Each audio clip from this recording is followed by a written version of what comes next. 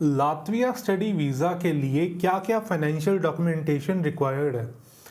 देखिए, किसी भी कंट्री, लातविया या फिर कोई और कंट्री है, तो फाइनेंशियली आपको अपनी साउंडनेस दिखानी पड़ती है कि आप फाइनेंशियली स्ट्रांग हो।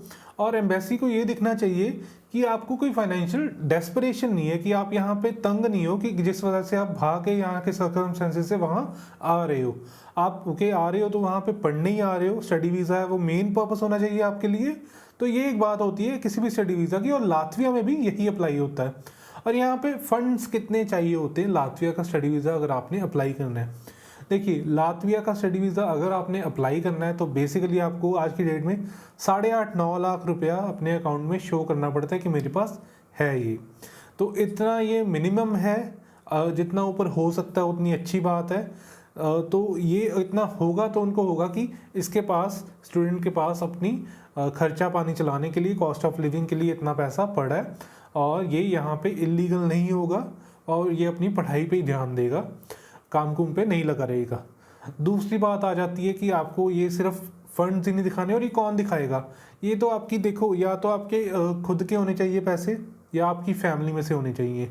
स्ट्रॉन्ग यहीं से शो होना है। ऐसा नहीं है कि आपने किसी डिस्टेंट रिलेटिव से ले लिए पैसे, अपने दूर का रिश्तेदार है, ताऊ जी मामा जी दूर के, तो वो तो स्पॉन्सर करोगे आप, तो आपके डाउट हो जाएगा उनको आपकी प्रोफाइल पे, चाहे वो जो भी आप लेटर्स वगैरह लगाते रहो, कि फिर आपका वहाँ पे रिजेक्शन का चांस बढ़ जाता है। मैं ये नहीं कह रहा कि सभी का रिजेक्ट हो जाएगा, पर चांस बहुत हाई हो जाता है रिजेक्शन का, इस बात का आपने ध्यान रखना है।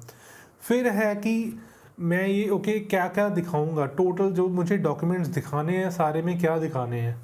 आप अगर एम्प्लॉयड हो, ठीक है, आपकी फैमिली में से जो कोई एम्प्लॉयड है, तो वो आपको पता ही है क्या क्या डॉक्यूमेंट्स होते हैं, क्या लगते हैं, उतनी नॉलेज होती है। और बेसिकली यहाँ पे आपको करना क्या है, चाहे आप एम्प्लॉयड हो या सेल्फ एम्प्लॉयड हो, तो आपको अपने दिखाने होते हैं कि मेरे पास इनकम कहाँ से आ रही है। जो सोर्स ऑफ इनकम है ना, वो दिखाना बहुत ज़रूरी होता है।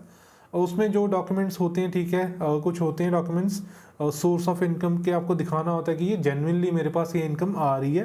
तो ये सारे डॉक्यूमेंट मिला के अगर आप लगाते हैं, तो फिर आपका स्टडी वीज़ा रिजेक्ट होने के चांस बहुत कम हो जाते हैं। फाइनेंशियली तो नहीं होगा, बाकी इंटरव्यू में कुछ ऊपर नीचे हो जाए तो फिर वो आपकी गलती है। तो ये चीज़ों का सारा ध्यान रखिए अपना लातविया स्टडी वीज़ा अप्लाई करने के लिए, करते टाइम। और अप्लाई करने के लिए आप कांटेक्ट कर सकते हैं माईलिंगुअल एजुकेशन एंड वीज़ा को दिए गए नंबर पे।